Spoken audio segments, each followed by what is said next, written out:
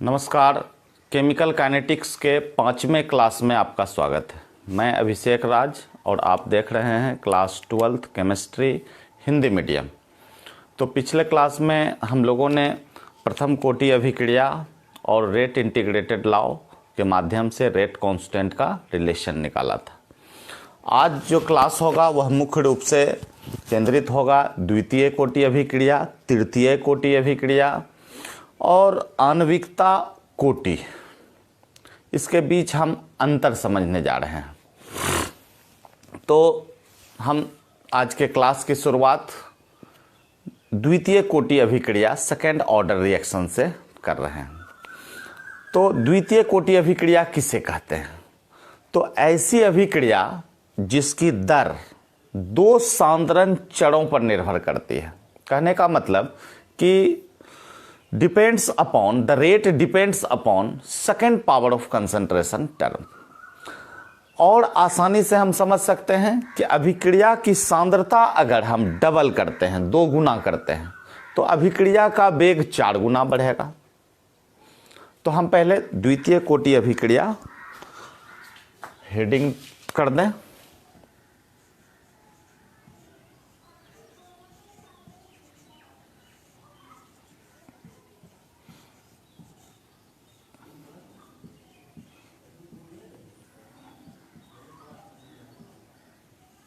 Second order reaction.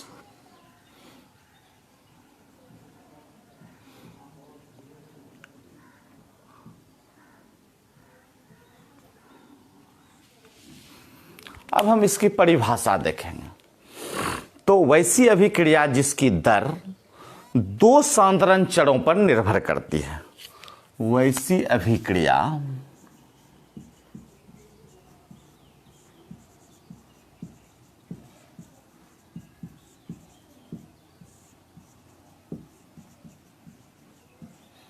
जिसकी दर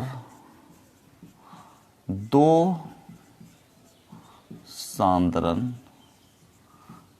चरों पर निर्भर करती है। किसके दो सांद्रण चर? तो अभिकारक के, मतलब second power of concentration term.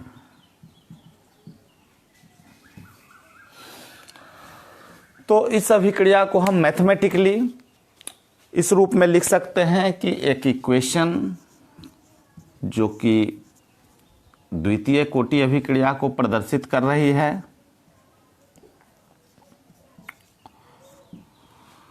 अगर इसे हम रेट लॉ से लिखने का प्रयास करेंगे तो दर बराबर हम k लिख देंगे और a टू द पावर 2 लिख देंगे। तो यही मेरा द्वितीय कोटि अभिक्रिया हुआ। और साधारण रूप में हम यह भी बात लिख सकते हैं कि अभिक्रिया मतलब अभिकारक की सांद्रता अगर 2 गुनी कर दिया जाए तो अभिक्रिया का वेग 4 गुना बढ़ेगा। लिखेंगे अभिकारक की सांद्रता 2 गुना करने पर अभिक्रिया दर 4 गुना बढ़ जाता है।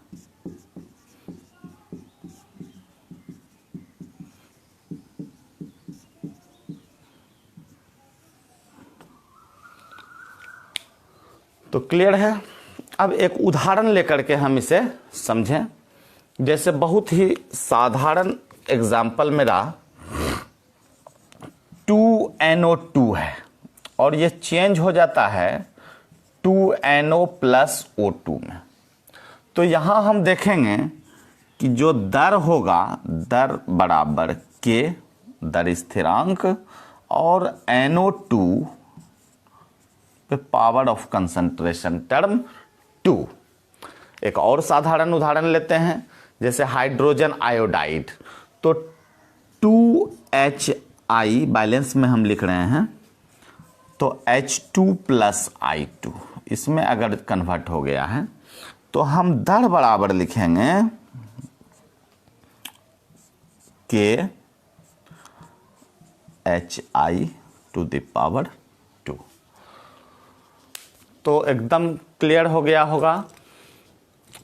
एक और उदाहरण के रूप में हम जैसे सेपोनिफिकेशन लेते हैं कि ईस्टर का जब रिएक्शन हम कास्टिक सोडा से करते हैं, सोडियम हाइड्रोक्साइड से, तो मेरा सोडियम सॉल्ट बन जाता है और अल्कोहल बन जाता है। तो बहुत ही इम्पॉर्टेंट रिएक्शन है ये, और ये मेरा सेकेंड ऑर्डर का रिएक्शन है। तो हम पहले इसे मिटा देते हैं।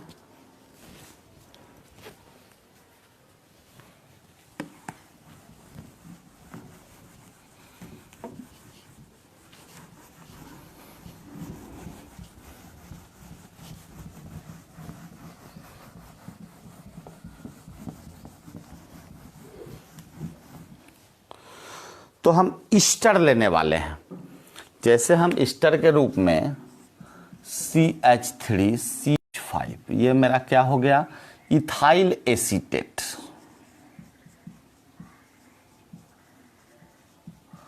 और इथाइल एसीटेट का रिएक्शन हम NaOH से करने जा रहे हैं। तो हो क्या रहा है यहां, ये मेरा ईस्टर है और ये बेस हो गया सोडियम हाइड्रोक्साइड। तो ये मेरा बनेगा CH3COO। तो हम देखेंगे CH3CONA C2H5OH, ये मेरा सोडियम एसीटेट हो गया, इथाइल अल्कोहल हो गया। इस रिएक्शन की बात करें तो हम देखेंगे कि जो दर होगा, दर बराबर दर स्थिरांक, और हम CH3COO C2H5, ये मेरा ईस्टर हो गया। मतलब इसके कंसंट्रेशन पर भी निर्भर करता है, और साथ ही हम देखते हैं कि जो हमने NaOH लिया इसके कंसंट्रेशन पर भी निर्भर करता है। तो इसलिए यह द्वितीय कोटि अभिक्रिया का एक उदाहरण हो सकता है। तो अब हम इसकी इकाई और एक ग्राफ देखने वाले हैं रेट और कंसंट्रेशन से रिलेटेड। तो इससे हम यहां मिटा ही देते हैं। तब हम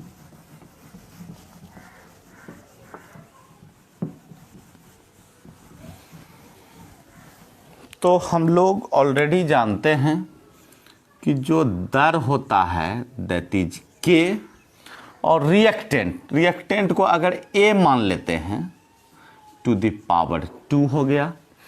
तो अगर हम K बराबर निकालें तो ऊपर हो गया मेरा दर by A to the power 2। अब हम ऑलरेडी जानते हैं कि जो दर होता है इसकी जो इकाई होगी, हम इकाई के लिए यह बात कर रहे हैं, तो rate of change in concentration of reactant और प्रोडक्ट पर यूनिट टाइम, मतलब प्रति इकाई समय में हम अभिकारक के सांद्रण में परिवर्तन। तो हम देखते हैं कि इसका यूनिट जो होता है वो होता है मोल पर लीटर पर सेकेंड।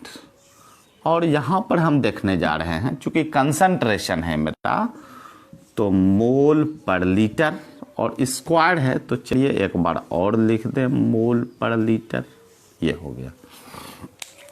अब हम एक को तो यहाँ से कैंसिल कर सकते हैं। अब फाइनल जो रिलेशन आएगा, मोल ऊपर जाएगा तो पर मोल हो गया,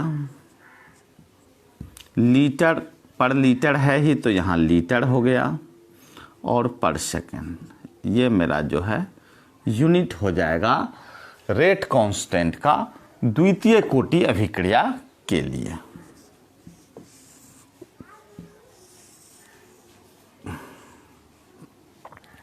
अब हम एक ग्राफ खींचने जा रहे हैं रेट और कंसंट्रेशन से रिलेटेड। तो हम इधर लिखेंगे रेट दर और इधर लेंगे सांद्रण। तो चूंकि सांद्रण यहाँ द्वितीय कोटि अभिक्रिया के लिए हैं, तो ये स्क्वायर में अगर लेंगे और इससे रेट को कंपेयर करेंगे और एक ग्राफ जो हम प्लॉट करने का प्रयास करेंगे, तो ये ग्राफ मेरा स्ट्रेट लाइन आएगा। तो यूनिट और ग्राफ बिटवीन कंसंट्रेशन और दर हमने इसे प्राप्त कर लिया। तो द्वितीय कोटि अभिक्रिया में हम लोग को इतना ही जानना है। अब हम बढ़ते हैं आगे तृतीय कोटि अभिक्रिया की तरफ। तृतीय कोटि अभिक्रिया,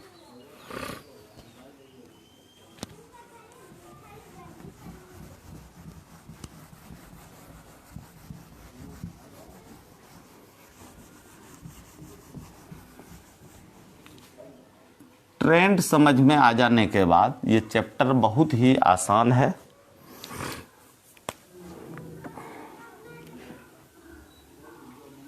आप लोग दोबारा इसे हेडिंग करेंगे,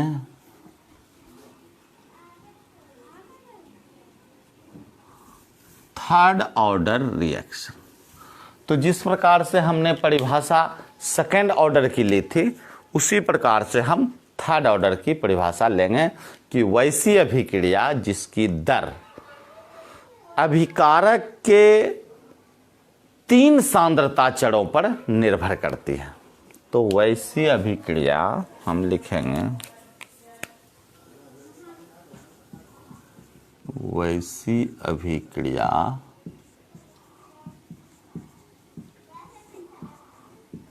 जिसकी दर अभिकारक के 3 सांद्रता चरों पर निर्भर करती है। मतलब rate depends upon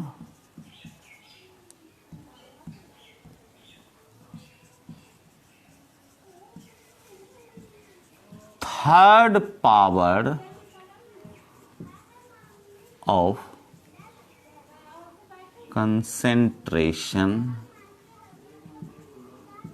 of reactant।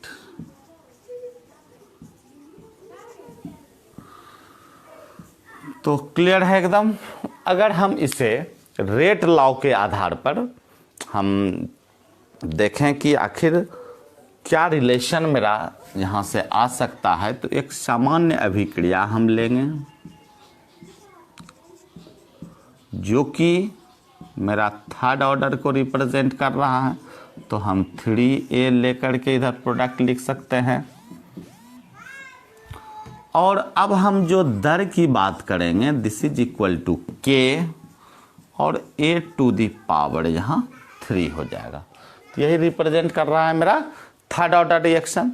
अगर हम एग्जाम्पल की बात करें तो बहुत ही साधारण एग्जाम्पल हम ले सकते हैं।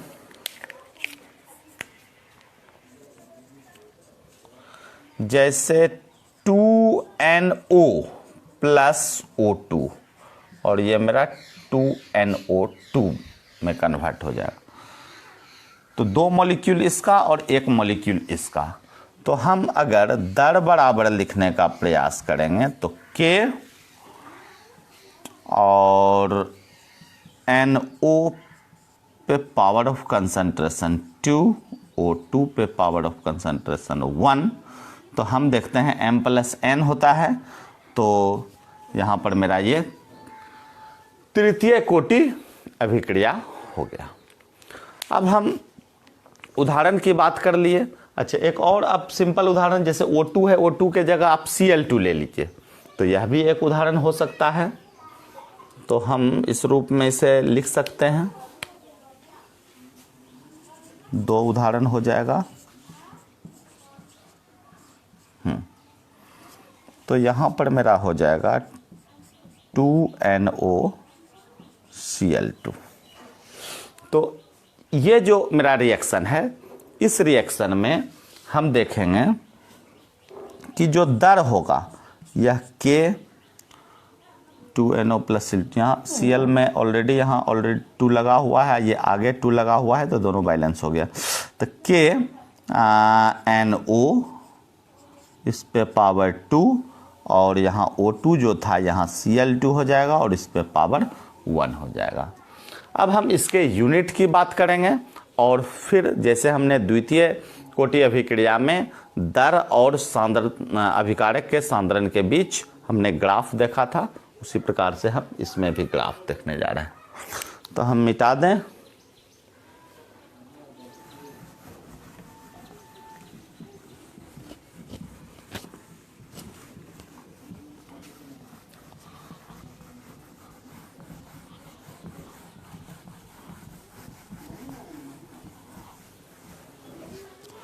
हमने देखा दर बराबर K⁴।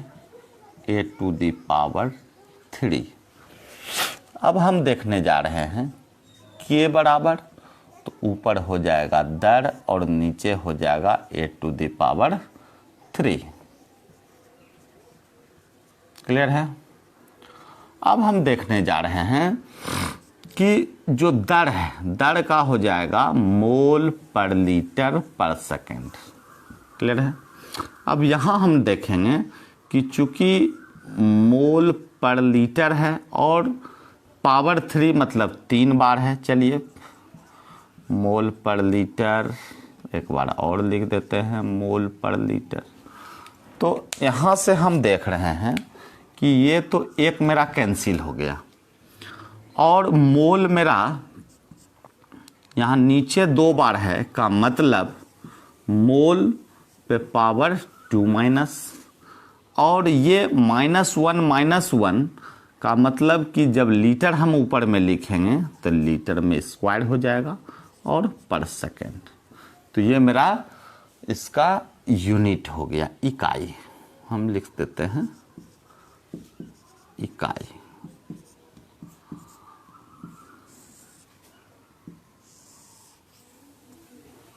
अब हम ग्राफ देखने जा रहे हैं।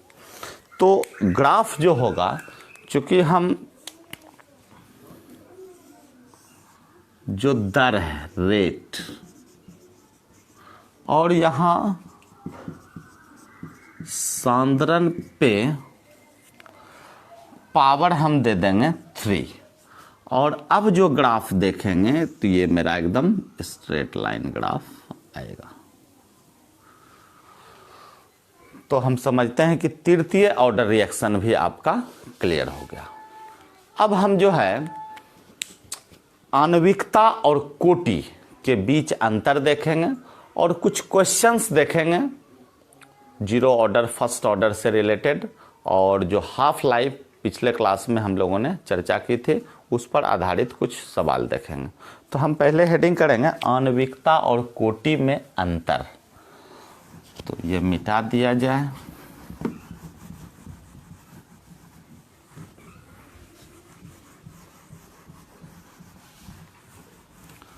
हम लोगों ने अभिक्रिया की कोटि और आणविकता दोनों को अच्छे प्रकार से समझा है। तो हम लिखेंगे आणविकता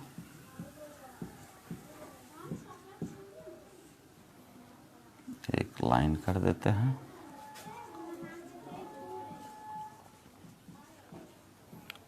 अभिक्रिया की कोटि। ये हो गया मोलेकुलरिटी, ये हो गया ऑर्डर ऑफ रिएक्शन।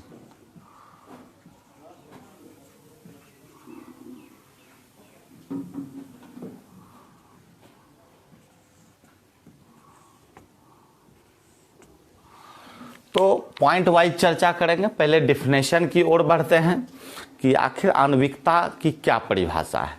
तो हमने देखा कि अभिक्रिया में भाग लेने वाले अभिकारक के कणों की संख्या, कहने का मतलब कि अणु परमाणु और आयन की जो संख्या होगी वही अभिक्रिया की आणविकता प्रदर्शित करेगी। और ये बेसिकली हमने बताया था कि एलिमेंट्री रिएक्शन में तो प्राथमिक अभिक्रिया हम कह सकते हैं, तो लिखेंगे कि प्राथमिक अभिक्रिया में भाग लेने वाले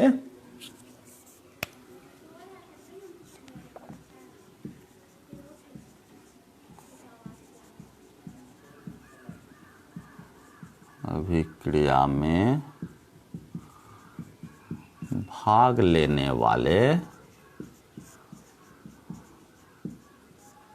अभिकारक के कणों, कणों में हम ले सकते हैं अणु, परमाणु और आयन की संख्या आणविकता कहलाती है। और वही अभिक्रिया की कोटि की बात करें तो अभिकारक के सांद्रण पदों के घातों का योगफल। हम लिखेंगे अभिकारक के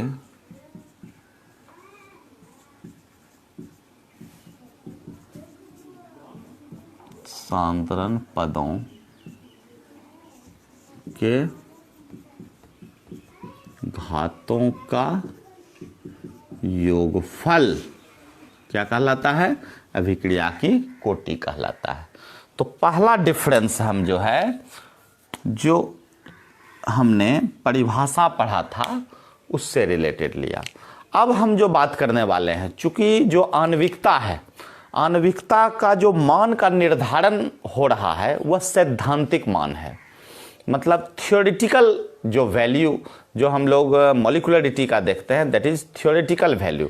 तो यह सैद्धांतिक मान है, हम दूसरे पॉइंट के रूप में लिख सकते हैं। यह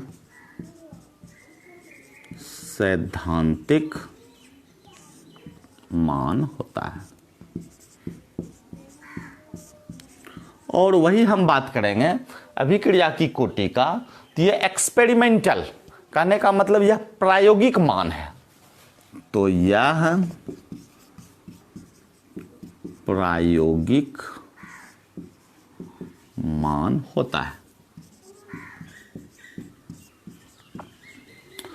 और सबसे बड़ी बात कि हम जो आणविकता की बात कर रहे हैं, आणविकता का जो वैल्यू होता है हमेशा पूर्णांक में होता है। हम लिखेंगे इसका मान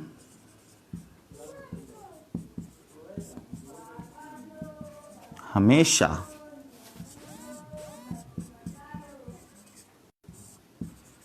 पूर्णांक में होता है। लेकिन हम अभिक्रिया की कोटि में देखेंगे कि इसका मान हमेशा पूर्णांक नहीं, भिन्नात्मक भी हो सकता है। तो इसका मान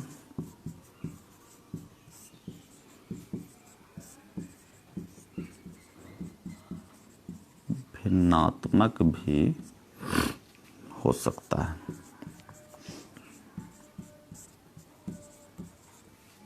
एक और इंपॉर्टेंट पॉइंट हम इसमें ले सकते हैं कि जो आणविकता होती है वह कभी शून्य नहीं होती, और जबकि हम देखते हैं विभिन्न परिस्थिति में कोटि का मान जो है वह शून्य भी होता है। शून्य कोटि अभिक्रिया हमने पढ़ा था, तो यह कभी शून्य नहीं होता है। यह कभी शून्य नहीं होता है।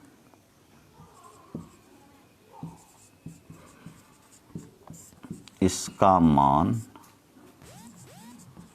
शून्य भी हो सकता है। तो डिफरेंस मेरा स्पष्ट है।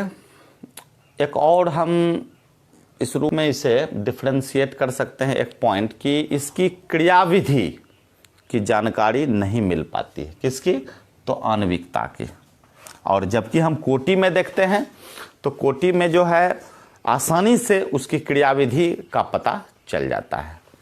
तो इसमें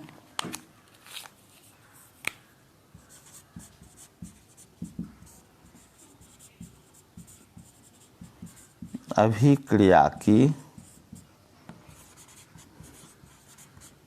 क्रियाविधि, चूंकि हम देख रहे हैं कि ये प्राथमिक अभिक्रिया में ही भाग लेने वाले अभिकारक की संख्या होती है। तो इसमें अभिक्रिया की क्रियाविधि का पता नहीं चल पाता है।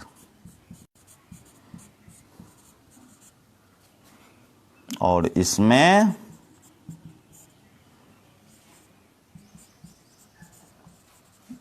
अभिक्रिया की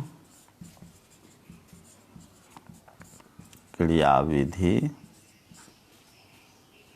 स्पष्ट हो जाती है।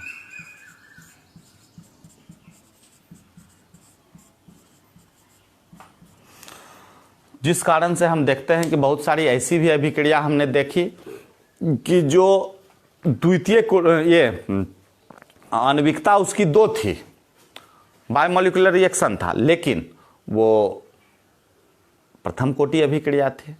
तो हम कोटि के माध्यम से उसकी जो क्रियाविधि है, जो मैकेनिज्म है रिएक्शन का, हम पता कर सकते हैं। तो हम न्यूमेरिकल्स लेते हैं। ये मेरा कितना पॉइंट हो गया? पहला, दूसरा, तीसरा, चौथा और पांचवा। 5 पॉइंट में डिफरेंस कर। कभी कभी सीबीएसई बोर्ड में डायरेक्ट क्वेश्चन जो है डिफरेंशिएट,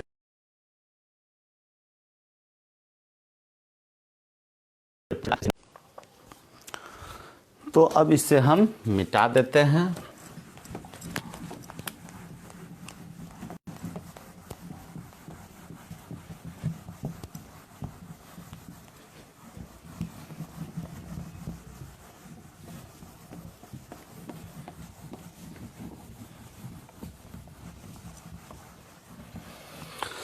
अब क्वेश्चन हम ले रहे हैं। क्वेश्चन कुछ इस प्रकार है, आप लोग लिखें क्वेश्चन को कि किसी प्रथम कोटि अभिक्रिया का वेग स्थिरांक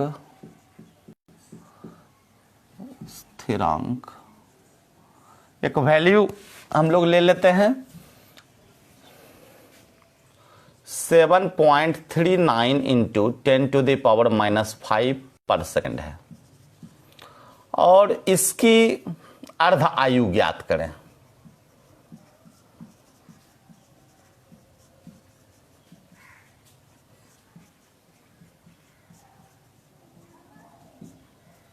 तो बहुत आसान रिएक्शन है। कोई भी आप जो है वेग स्थिरांक का वैल्यू ले सकते हैं, और फर्स्ट ऑर्डर रिएक्शन में हम, क्वेश्चन में ऑलरेडी क्लियर है कि प्रथम कोटि अभिक्रिया में आप निकालें, तो हम लोग जो फॉर्मूला जानते हैं 0.693/k, तो k का वैल्यू कुछ भी रहेगा, हम नीचे डाल करके डिवाइड करके निकाल लेंगे। तो आंसर हम इस प्रकार से कर सकते हैं कि हम जानते हैं सूत्र से क्या, तो T½ चूंकि हम अर्ध आयु की बात कर रहे हैं, और T½ बराबर हम 0.693/k, ये फॉर्मूला हम लोग जानते हैं। और अब अगर इस फॉर्मूला पे, चूंकि प्रश्न से आपका वेग स्थिरांक का वैल्यू दिया हुआ है, k का वैल्यू दिया हुआ है, तो हम यहाँ इस वैल्यू को पुट कर देंगे 0.693/k, तो k के जगह पे आप 7.39 इंटू 10⁻⁻5, और आप आसानी से जो है इसके आंसर को लिख सकते हैं।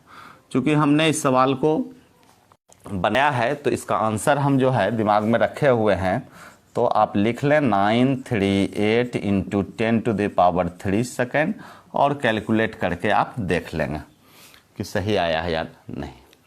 तो ये एक सिंपल सवाल है जो first order reaction half life से रिलेटेड था। एक और सवाल हम ले रहे हैं, चूंकि इस तरह का सवाल जो है बोर्ड एग्जामिनेशन में पूछा जाता है, तो मिटा देते हैं इसे। क्लियर हो गया होगा। फॉर्मूला बेस्ड है, कोई ज़्यादा दिमाग लगाने की बात नहीं है इसमें। हम क्वेश्चन कुछ इस प्रकार लिखेंगे, एक प्रथम कोटि अभिक्रिया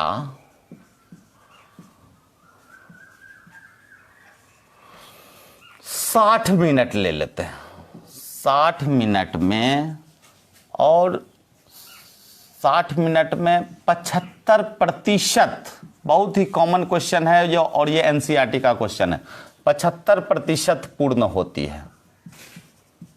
क्लियर है? अब हम देखेंगे कि इस अभिक्रिया में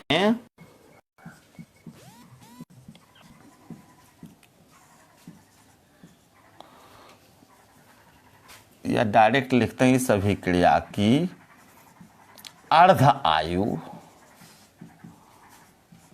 ज्ञात करें। तो पिछले क्वेश्चन में जो हमने देखा था कि के का वैल्यू क्वेश्चन में दिया हुआ था और हम हाफ लाइफ का फॉर्मूला लगा करके निकाल लिए, लेकिन यहाँ के का वैल्यू ही दिया हुआ है, यहाँ टाइम दिया हुआ है और ये लिखा जा रहा है कि 75% पूर्ण होती है, का मतलब कि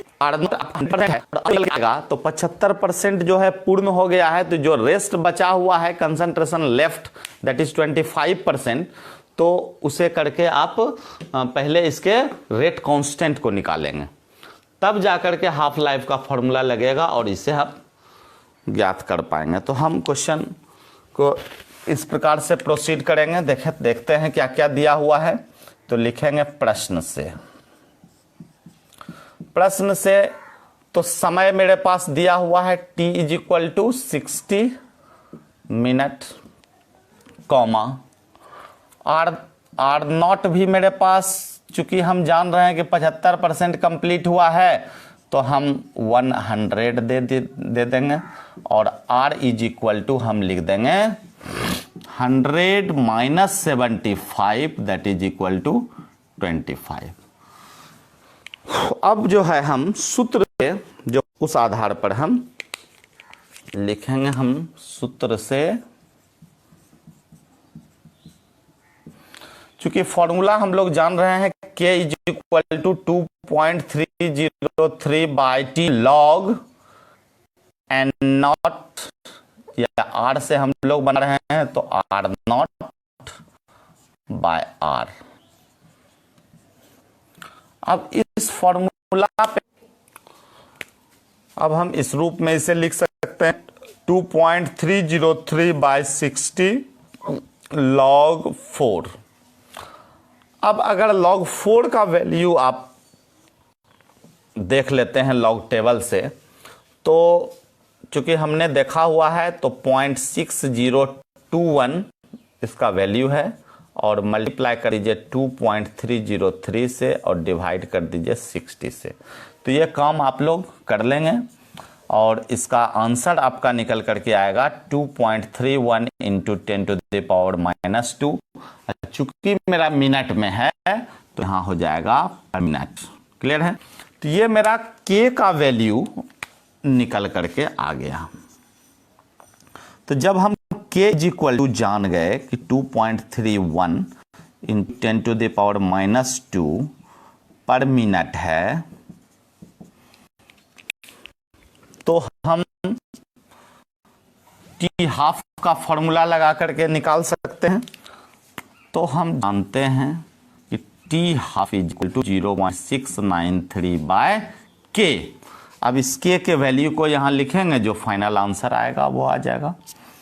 तो हम यहाँ this is equal to 0.693 divided by 2.31 into 10⁻⁻² लिख दिए, और ये आप घर पर कैलकुलेट कर लेंगे।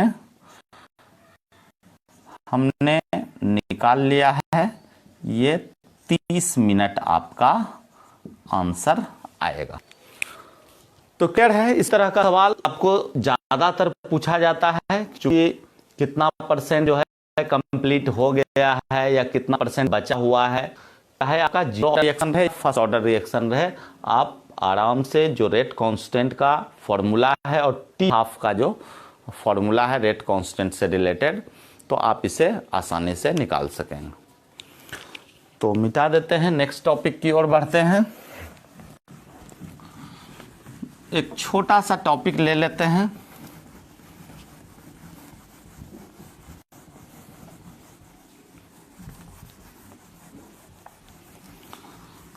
तो collision theory, collision theory of rate of reaction, मतलब अभिक्रिया वेग का, कॉलिजन का मतलब क्या हो गया, संघटक सिद्धांत। तो अभिक्रिया वेग का लिखेंगे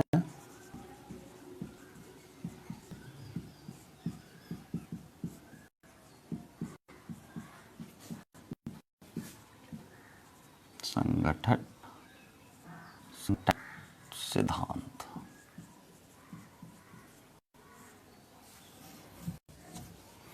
collision theory of rate of reaction, चलिए लिख ही देते हैं।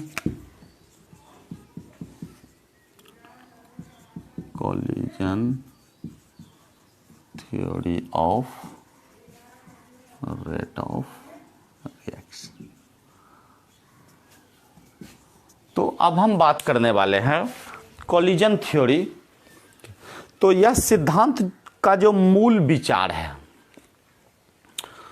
ये जो थ्योरी है वह बताता है कि कोई भी रासायनिक अभिक्रिया है वह केवल अभिकारक के जो अणु हैं, या डायरेक्ट आप अभिकारक के कण कह सकते हैं, अणु परमाणु आयन, उसके बीच जो कॉलिजन होगा, तो उसके बीच कॉलिजन के फलस्वरूप ही आपका जो प्रोडक्ट है वह बन रहा है।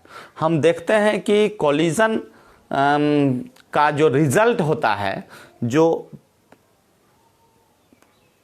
क्या कहेंगे कि जो अणु होते हैं, अभिकारक के अणु, उसके बीच के जो पुराने बंधन हैं वह टूटते हैं, और जो नया प्रोडक्ट मेरा बन करके आया उसके मॉलिक्यूल्स के बीच, उसके अणु के बीच नए बंधन निर्मित होते हैं। तो यही मुख्य रूप से जो कॉलिजन थ्योरी है उसका मूल विचार है। तो इसे लिखने का हम प्रयास करते हैं कि इस सिद्धांत का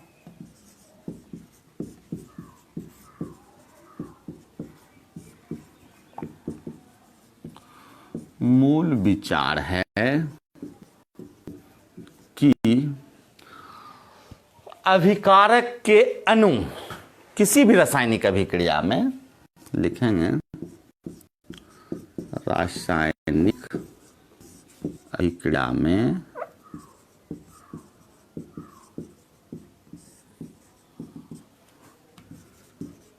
केवल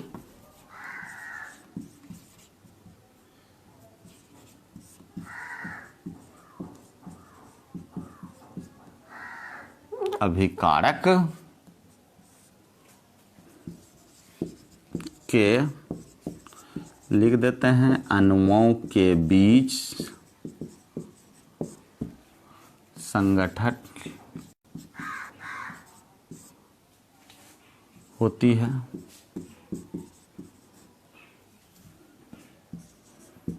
जिसके फलस्वरूप अभिकारक के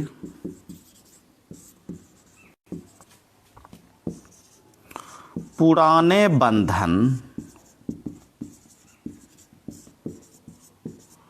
टूट जाते हैं एवं नए बंधन एवं प्रतिफल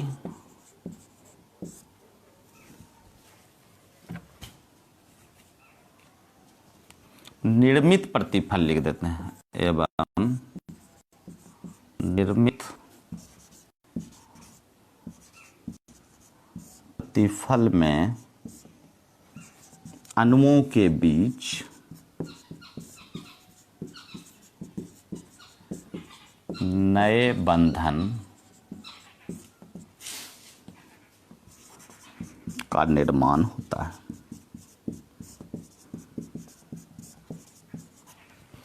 एक एक बार पढ़ के देख लेते हैं कि इस सिद्धांत का मूल विचार है कि रासायनिक अभिक्रिया में केवल अभिकारक के अणुओं के बीच संघटन होती है, जिसके फलस्वरूप अभिकारक के पुराने बंधन टूट जाते हैं एवं निर्मित प्रतिफल प्रतिफल अणुओं के बीच नए बंधन का निर्माण होता है और जो परमाणु हैं पुनः व्यवस्थित हो जाते हैं।